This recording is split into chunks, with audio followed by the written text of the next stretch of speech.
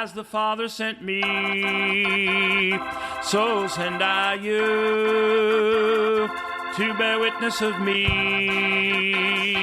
in spirit and truth. I'm Pastor Randy Johnson, and this is The Bible Says More, where we go deeper into what Scripture actually says. Let's get into it. Though the gates of hell may open against you and the lion seeks to devour your soul, put your trust in me, I'll never, never fail you or leave you alone. When it comes down to it, whether you're a person of weak faith or whether you're a person of strong faith, whether you're a person who requires lots of external rules and regulations to keep yourself good with God, or whether you're a person who knows how to hear from the Holy Spirit and how to be led by the Holy Spirit, how to identify and discern the Holy Spirit from other spirits. Either way, the one who eats is not to despise the one who abstains, the one who eats being the one with strong faith. And the one who abstains, the one with weak faith, is not to pass judgment on the one who eats. Because both of them, whether you're the strong faith person or whether you're the weak faith person, both of them have one and only one master, the Lord Jesus Christ. So, I was talking to you a little earlier about why there are disputable matters in the body of Christ. And the reason is, as I started out at the podcast beginning, the Jews who came to believe in Jesus came from a heritage of having the law of Moses, having the ceremonial days, having the feast days, having the rituals, having everything from circumcision to the sacrifices, the keeping of holy days, the keeping of special days. That was the heritage of the Jews. And so they just expected to go right on doing that just as they always had. And so when the Gentiles started coming to the Lord and they started believing the gospel, well, the Gentiles didn't have that history. The Gentiles didn't have that background. They didn't have all of these special feast days. They didn't have all of these special ceremonies. They didn't have all of these special rules and regulations. And most of all, when Paul was preaching, they didn't have circumcision. And that was one of the biggest ones in that day. So that's what brought up the idea of disputable matters or matters of opinion in the body of Christ. You see, the goal for us as believers is unity, not uniformity. I'm going to say that again. The goal for us as believers is unity, not uniformity. Amen. All right. The reason there are disputable matters is because we died to the law of Moses and are under the law of Christ. The law of Christ is the perfect royal law of freedom and liberty. We died to the law of Moses.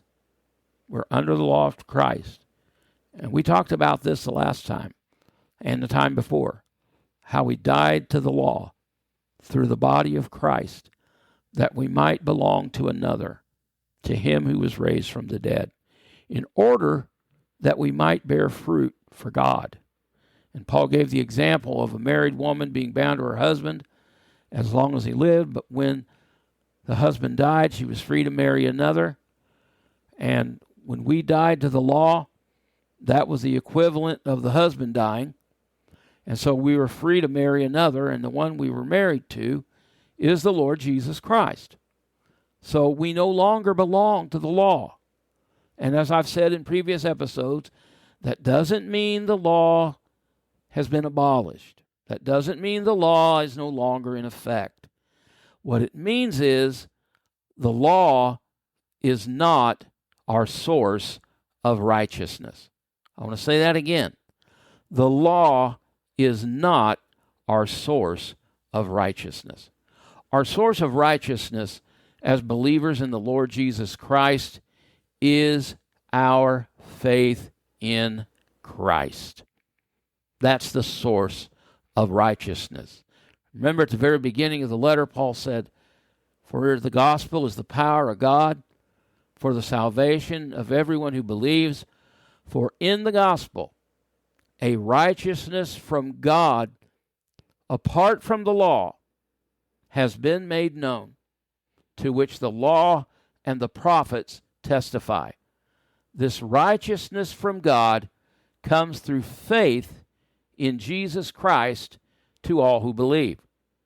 So if we've died to the law and we're no longer under the law as our supervisor, we're no longer under the law as our schoolmaster, we're no longer under the law as our source of righteousness, what does the law do? Very simply.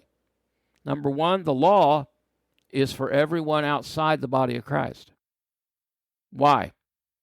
Because they need to know what sin is. And sin is identified by the law. That's the purpose of the law. The law has never imparted righteousness to anybody. No one. It never imparted righteousness to the Israelites in the Old Testament, and it does not impart righteousness to us in the New Testament.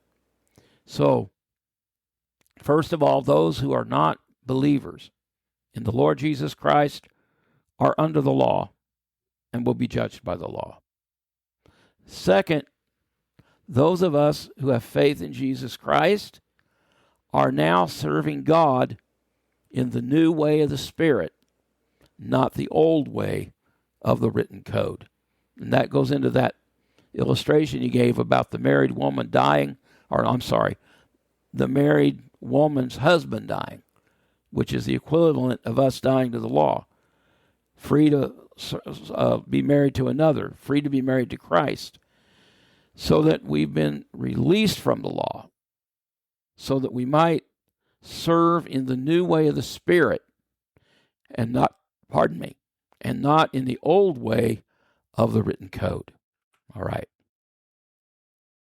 We died to the law of Moses and are under the law of Christ. So what does that mean?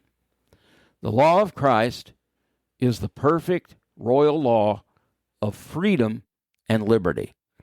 Listen to that. The law of Christ is the perfect royal law of freedom and liberty. So we're not bound by lots of rules and regulations. What should we eat? What should we drink? What should we wear? What day should we celebrate? What day shouldn't we celebrate? What feast should we keep? What feast shouldn't we keep? We're not under that. That was all a part of the law of Moses. And we are no longer under supervision of the law of Moses. We are under the supervision of the law of Christ. And that is the law of perfect freedom and liberty. So what do we do under the law of Christ?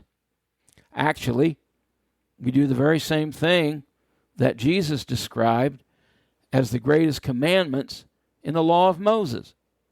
Agape. Agape. The Lord your God with all your heart, mind, soul, and strength, and agape your neighbor as yourself. That's it.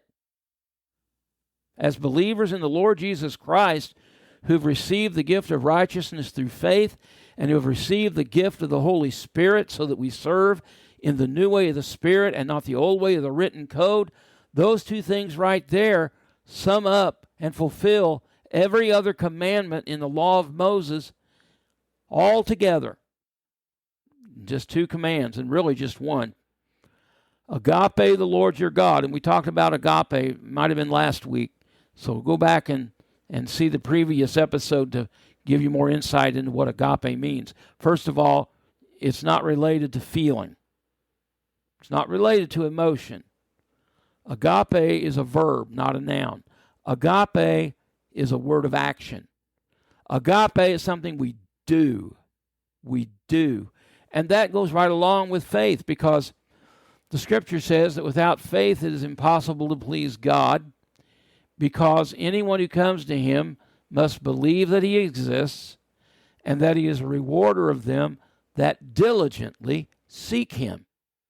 So, to have real living faith, you must believe God exists, and you must believe that he rewards those who diligently seek him. So, how do you do that? Agape. Yeah, point that way. Agape the Lord your God.